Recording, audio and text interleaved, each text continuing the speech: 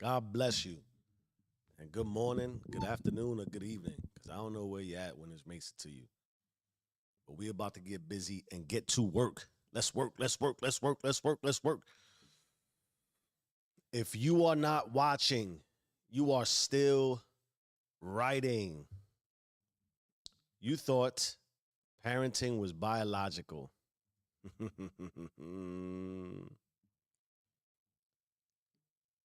This is going to be a beautiful episode. You thought presence was physical. You thought legacy waited until you had kids. But you've been parenting since the moment you became conscious. Every word you speak, every thought you entertain, every silence you allow is fathering or parenting a future version of you. And if you're not watching who you are becoming, you'll raise a life that doesn't know you. Warning, you are a parent, even if you don't know it. Side effects may include emotional guilt for what you haven't built, confusion between movement and memory, and spiritual echoes from possibilities you never chose. Welcome to Raw for Epoch 2 Day 129. We don't just raise children, we raise realities. And even in your absence, your system keeps parenting something. Ooh, we're about to get into our concept overview. I got a lot of nervous energy today. I'm excited. Where you at, chat? I hope you're feeling good about life. Concept overview 4. You are always parenting something. Here's what you will learn. Why presence is not proximity, it's pattern programming. How authorship is the highest form of spiritual parenting. Why the future is a mirror of what you are nurturing now. That's a big word, nurturing. How legacy is built in silence, not just in speech. And why creation watches you more than your children do. Presuming you have some of those running around being nurtured by you. Let's get into our visual metaphor of the day. Is it Friday? Ooh, what you planning for on Friday night? Picture this. You walk through your house and find a crib in every room. You ready for this? In one room, your health. In another, your finances. Another, your relationships. And in the last room, you find your purpose. Now, you've been feeding some, you've neglected others, but they are all crying. Now, ask yourself, which one did I promise to raise but left in the care of survival? Here's my personal perspective. The future is watching you bleed. There's something that I believe I don't say enough. I've learned this. This is how I feel. I'm always being watched by my daughter, by my son. Thank God for those blessings. But also by the life I said I wanted, but haven't fully become yet. So a few weeks ago, I made a change and a pivot. It was a big one. I had to sit my son down. I told him what I was taking, why I was taking it, not because I needed his approval, but because I wanted him to see the weight of authorship. This was a big decision. My daughter, being who my daughter is, cool, I got it. She asked for a contract. My son, he wanted to be the one to hand me the pill.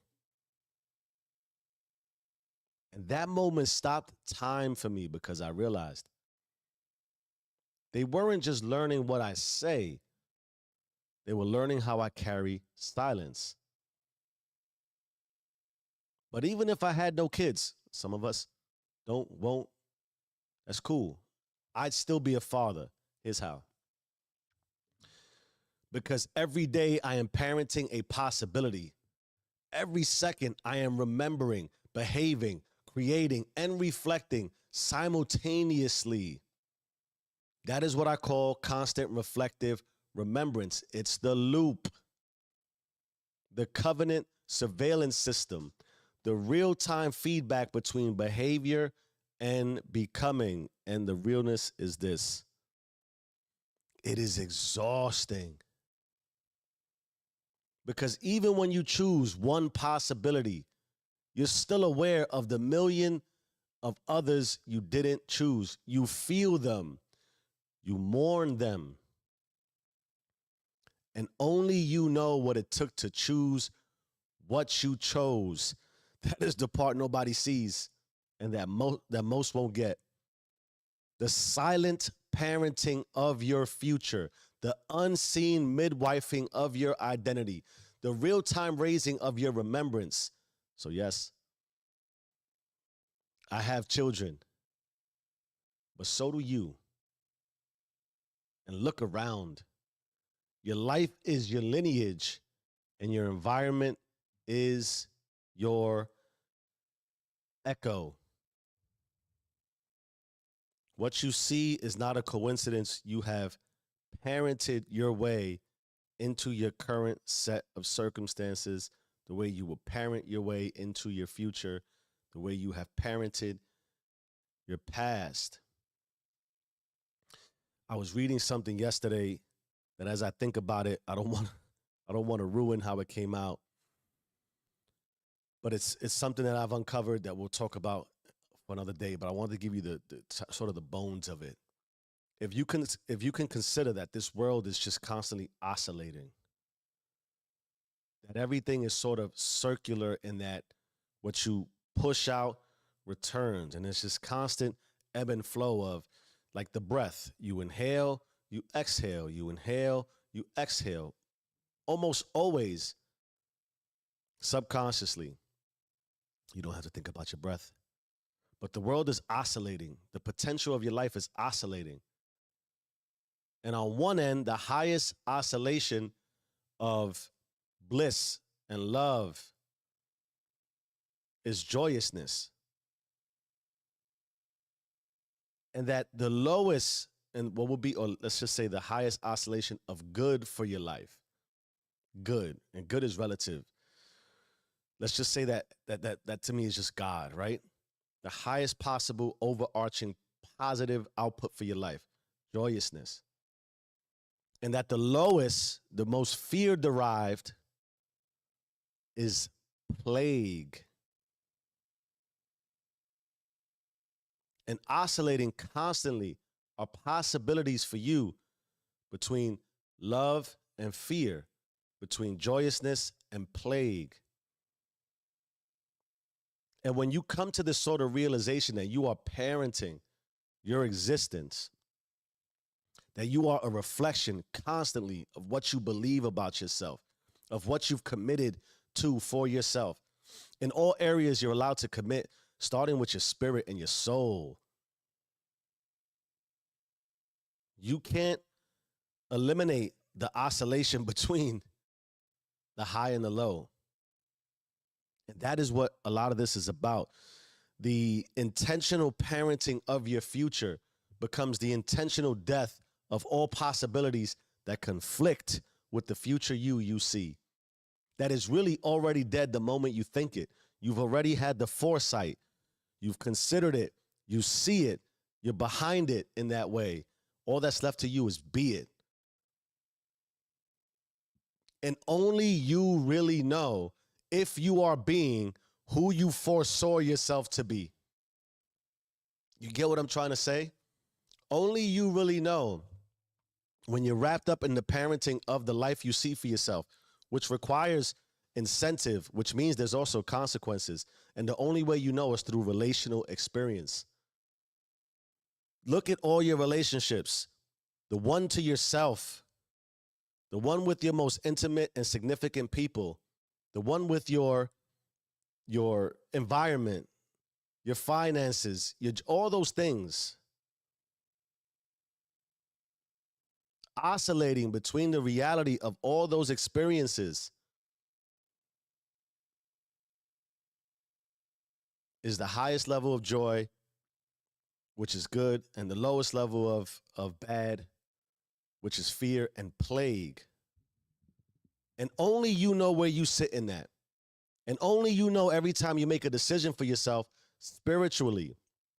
And I'm talking about the spirit of who you believe you are. Only you know what you chose. When you look somebody you care about in the eye and have to account for who you are and who you are not.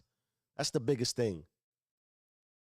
That who you are becomes clearly who you are not. And who you are not can be inclusive of the most plagued version of yourself consciously, because you have to consider those possibilities. You have to consider that when you have friction in life, when you have relational friction in life, sometimes you want to spaz out and crash out and not choose to oscillate on the most positive end of the spectrum. And you watch yourself and feel yourself emotionally and spiritually go through the transaction of, oh, I can make this go really bad really fast. Because the environment, because the conflict I'm having is not giving me what I want. I have the option to look at it and go into the darkest of possibilities with it. You still got to choose the light. But in order to choose the light, you got to experience the dark. In order to know to keep your head above water, you got to drown yourself a little bit. That is spiritually hard. That is emotionally difficult. And even when you choose to stay afloat, you've immersed yourself and submerged yourself in the possibility that I could make this go real bad. Even something as simple as I could just not do it. And in that way, it's a constant parenting. You always, not you always, I've chosen to be always in tune and aligned with every possibility. It's oscillating. And every choice you make towards one direction just reemphasizes the spectrum you're on. That is what you are parenting. So you shouldn't be confused about where you're at if you really give yourself time to reflect. Let's get into our Black Book system teaching. Reflective remembrance. Where's the chat at? And again, reflective remembrance, man, it's they talk presence today.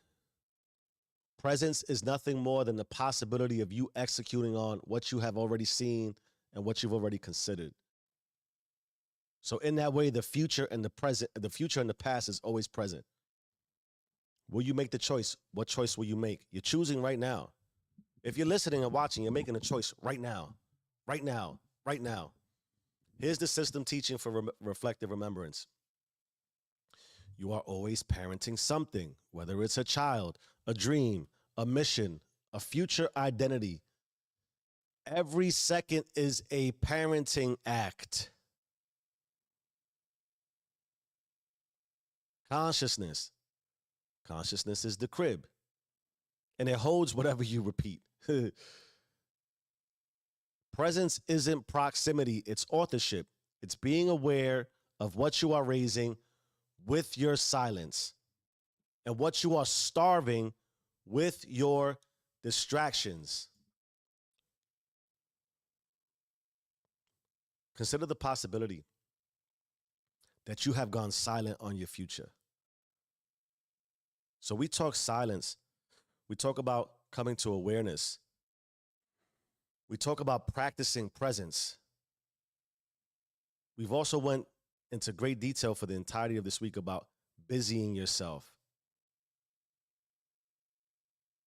distracting yourself.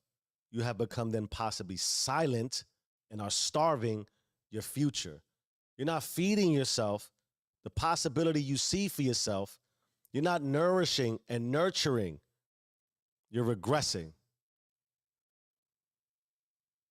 You keep going back for leftovers. You got to cook a new meal. You need some new ingredients. You got to let the future marinate. And when you go silent and distract yourself on what could be, you are limiting the possibility of seeing something different for yourself. It's that simple. Constant reflective remembrance equals real-time parenthood. You are watching, creating, remembering, and behaving all at once. This is the covenant loop in motion. As I behave, like right now I'm behaving on the mic, I'm reflecting. As I behave, I reflect. As I reflect, I remember. As I remember, I create. As I create, I become. And as I become, I behave again. There is no pause button. Only patterns, only presence, only parenting. Please don't miss this. As I become, I behave again.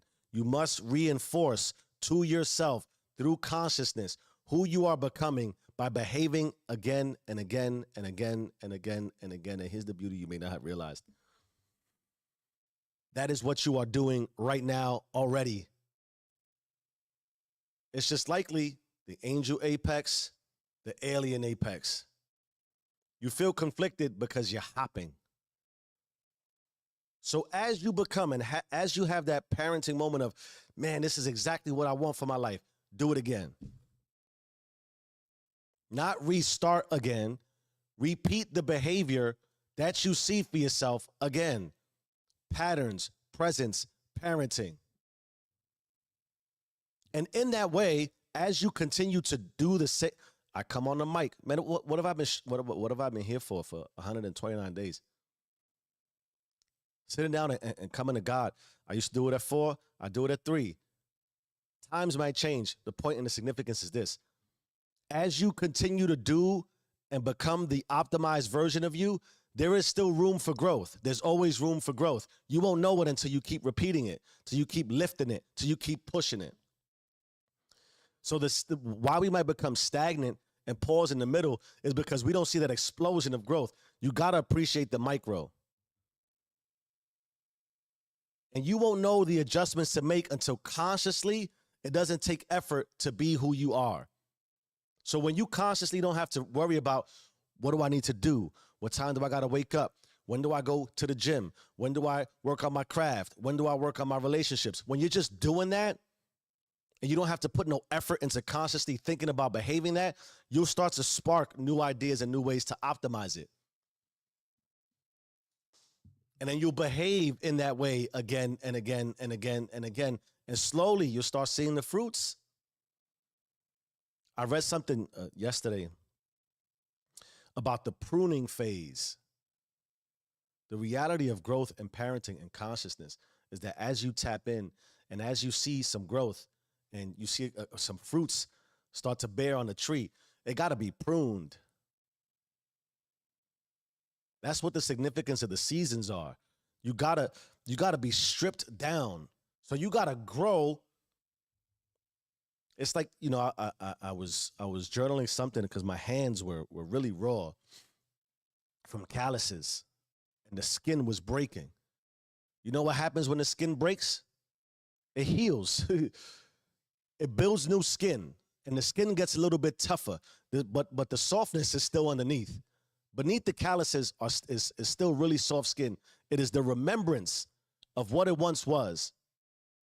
But you got to strip the skin. You got to bleed a little bit. There's no pause. You just fortify yourself. And you know what happens? When the skin gets tougher, it's harder to break. But guess what will happen? It'll break again. It'll grow more fruit. You will be pruned again. But if you don't allow yourself to be pruned and stripped down, right? The snake grows new skin. They say that every year, I think it is, we regenerate our bodies, our skins. It's like we're a new person again. But if all you're doing is being stripped down to return to the same exact version, there's no growth.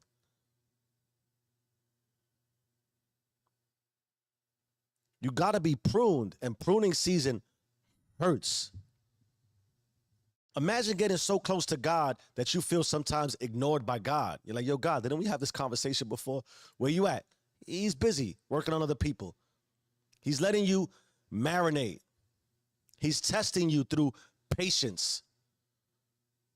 How could you expect the overwhelm of success without the patience to understand that it takes time to give time? You'll lose it otherwise. It is a requirement of the process.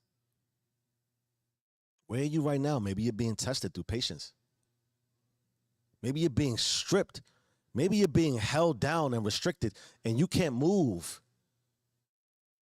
You feel the weight of everything, like one of those dreams. You ever had those dreams where you're like running in quicksand and you're running mad hard and you're sweating and you're breathing real hard and you're not going anywhere, you're sinking? What are you supposed to do? You're supposed to be patient, be calm, and stay still. Walk through the fire. Burn a little bit. That's part of the parenting. You're parenting for your life. For your life. What is your life worth to you? Let's continue. Even in your absence, your system is raising something. If you don't show up to lead it, your emotional defaults will. Yo, there's a default. There's a remembrance already. Do you understand what I'm telling you about that? The remembrance is your conscious is going to go back to what it default, to what it knows, to what it's experienced already. And if you continue to experience the same experiences, you will have emotional defaults. You wonder, why do I feel this way today? Why don't I feel like it? Because you've not felt like that for days and days and days and years now. It's not that complicated. You've done this to yourself. You have default mechanisms.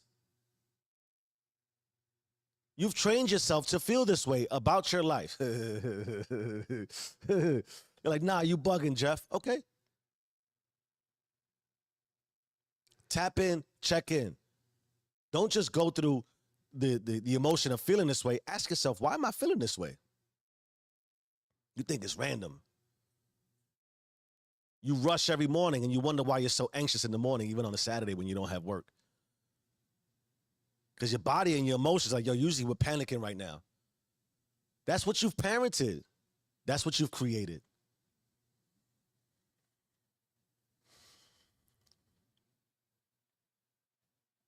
You father with focus. You mother with your memory. You parent with your pattern. And the proof of your parenthood isn't your kids, it's your consciousness.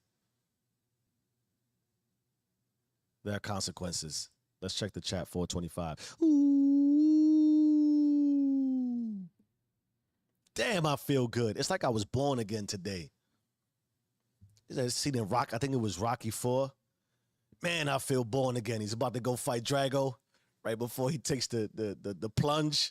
Ugh, that didn't turn out too well for Apollo Creed.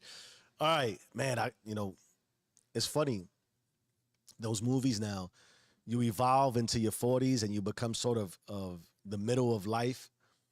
And what you grew up on, kids, is so nostalgic and other people relate to it more than you realize. It's just that now so much time has passed to create so much wisdom, and you reflect back on what it used to be like to be a kid. And what a time to grow up. I'm in the 80s. But to have gone through the 80s, the 90s, the 2000s, the 10s, and where we're at now, it's crazy. And then to be alive right now, what a beautiful time to be alive. And if you don't feel that way and you stop parenting, there are consequences. And here are your consequences of inaction. Neglect this truth, and the life around you will start to resemble all the things you didn't raise with intention. Ooh. Do you understand that? You have unintentional consequences. That's still intentional. And that hurts. So your environment, it's not a coincidence. It's just you weren't intentional. So now you have an unintentional circumstance all around you. So here's what you do. You'll blame circumstances, but they are just your subconscious children acting out what you never addressed. Some of you have a terrible two consciousness stuck in your teething. You need a pacifier. You're still trying to drink out, your mother's breast. Yo, adolescence. Some of us are still stuck in adolescence. Some of us are adults with subconscious toddlers. And you're wondering why you're spazzing out. You have a lot of things that are unresolved. That's what happens when you release dominion, when you don't have control, when you don't have authority. And it doesn't mean that you can't go work for whoever you want to work for in somebody else's system. It just means that you don't even know why you're there anymore. Instead of just going in and being intentional, I'm here. Let me get busy. The circumstances of your life are likely subconscious children acting out what you never addressed. And worst of all, you'll convince yourself you were present because you were around. But legacy doesn't care where you were, only what you encoded.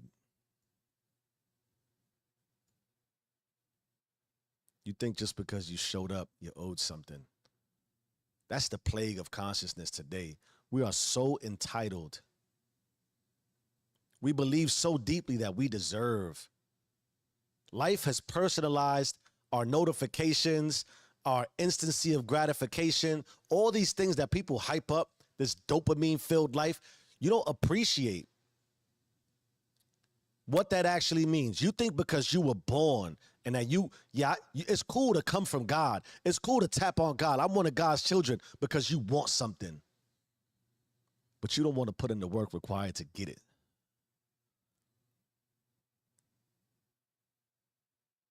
So you show up, I'm here, so you think you deserve something. It don't work that way. And the reality is the environment around you, the life around you is still trying to feed you off your mother's breast. Why? Because it's easy to shut you up. So they give you a little here, a little there. That's how you wind up you constantly on the line. You're on the welfare line of life. Have you not appreciated that? You keep waiting for handouts because you believe you're entitled to a handout because you're alive, because other people got it. Get off the welfare line of life.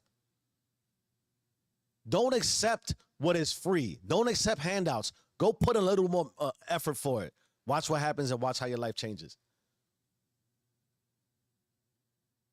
And just because you're following a script that somebody told you to follow, and you're like, but I did everything right.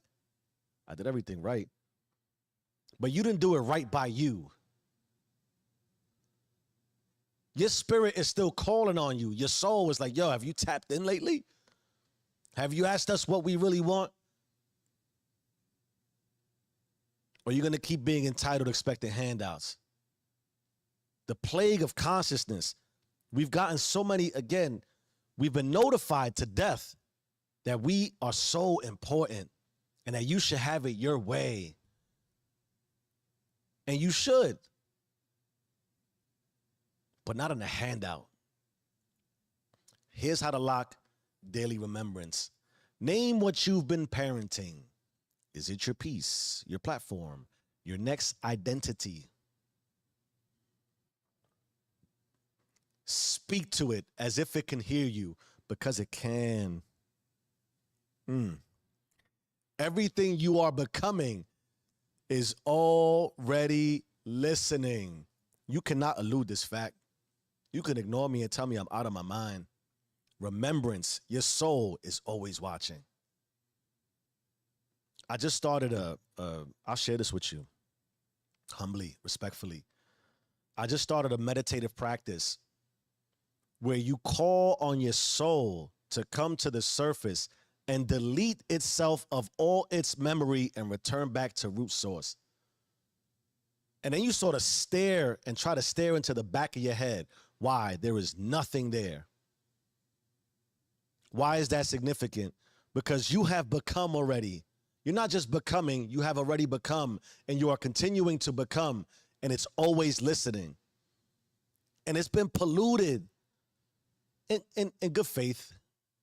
In good faith, I've just come to the reality that consciousness is not really taught, trained, or explained, at least if you come from where I'm come from,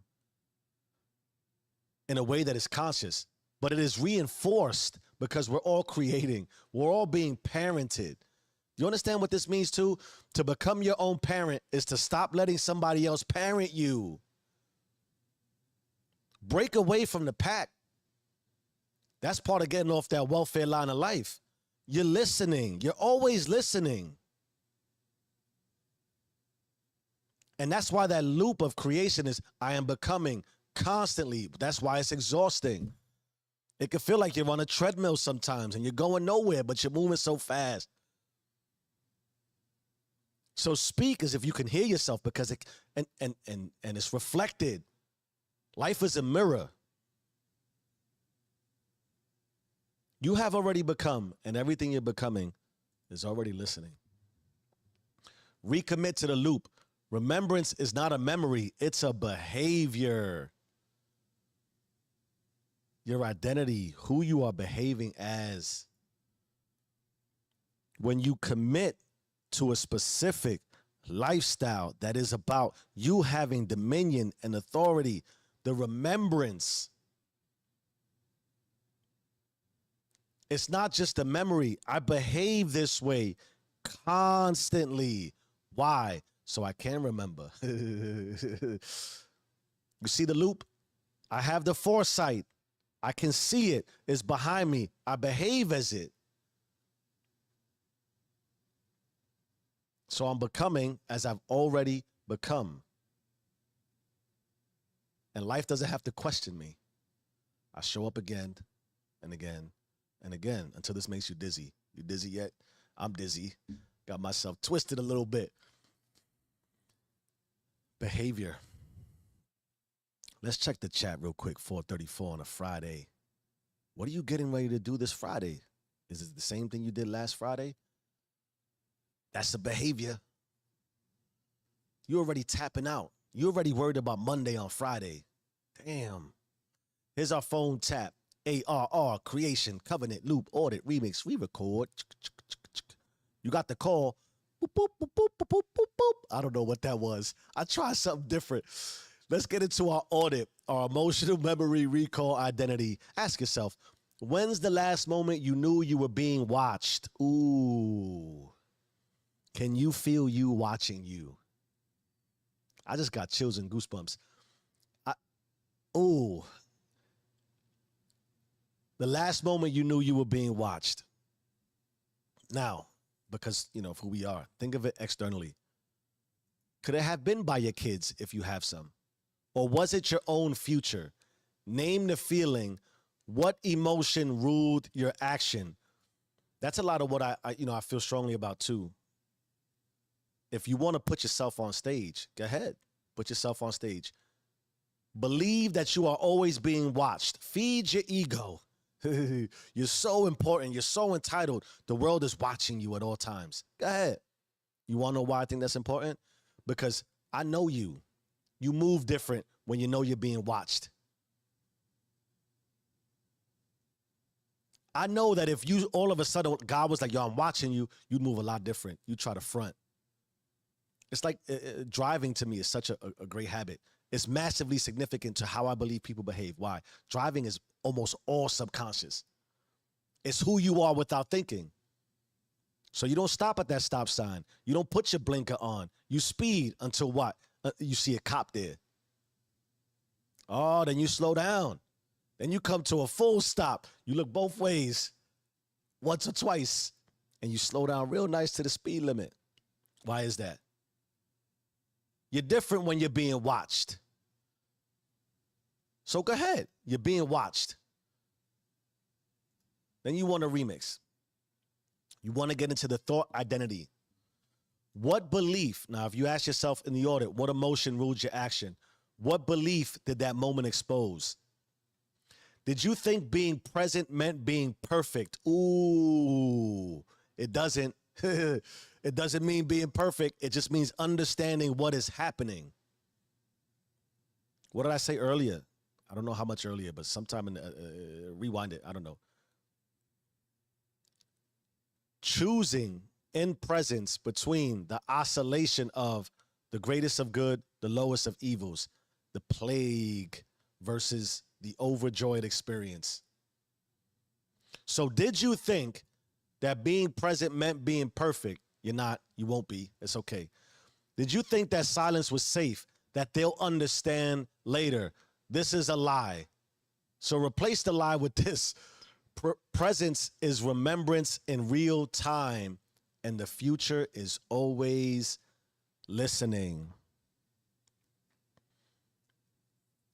The future is always listening because the future is always watching. It is policing you. It is policing you.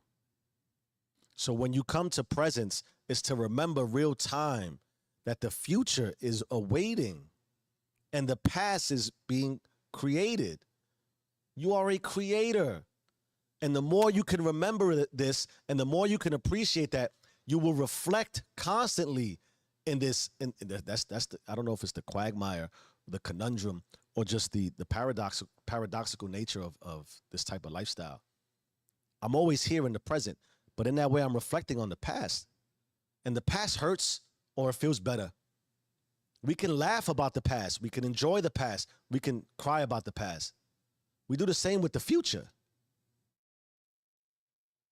And the only way to create a past worth reflecting on to make you laugh a little bit more, to make your soul smile, right? Or make your soul frown. And to think about the future and contextually and bring a smile. Some of us don't want to think about the future because we know it's going to create a past that is already insistent. And you're like, yo, it's just going to suck. What? Why are you doing that? Presence is remembrance in real time. I'm always being policed. I'm always being watched. By who? By myself. By the environment that's around me. Then you want to re-record. We got to take action. I told you I was hyped today. I feel rejuvenated. Have I said this to you before? Like that line in Carlito's Way? I feel reinvigorated, all that, re-inspired. I'm all those things today. It's all right. Action identity. We are in our re-record portion. Choose one thing today you want to raise with discipline. Don't feed your whole future, just one part. Write to it, speak to it, show up for it with authorship, not obligation. That's a big thing too. The entitlement theory, the plague of consciousness, that because you show up, you deserve. There's nothing obligatory about life. Breath is not even guaranteed. Why do you think I keep talking about thank you, God, I'm alive today? As soon as I wake up, my mind starts protruding with mad thoughts. I start hearing songs in my head. I start hearing people scream at me. I got to calm myself down. Thank you, God, I'm alive today. That brings me back to zero. Life is not, there's nothing obligatory about life. You are not owed breath. Nothing is owed to you. Thank God that especially if you're in a westernized culture and you're an American, it's not that bad. God forbid, some of us are going through some things. I know, I don't want to demean that. But the reality is, if you're listening to this, it's probably not you. And if you are, and it is you, and you're listening to this, let this be a sign in a moment that it could be different. It might be hard, but you got to fight somehow. Don't stop fighting. The only guarantee when you stop fighting is that you just keep remembering exactly what's occurring. But I show up, and what I talk about recently, I command through God. I don't come to God with, first of all, there's nothing obligatory about it. Nothing's owed to me. I know that. But I don't show up like maybe, possibly. No. I'm putting in the work, my G. I command it because that's what God wants. God sees through us. Free will. It might take some time, but free will. You move with free will. You move with authorship. I write my script. I write this book. You want to have authority? You have full authority over yourself. You don't have to ask for permission for that. You don't need nobody's confirmation. Stop calling people who aren't you. Call on your spirit. Call on your soul to remember before it was given all this garbage.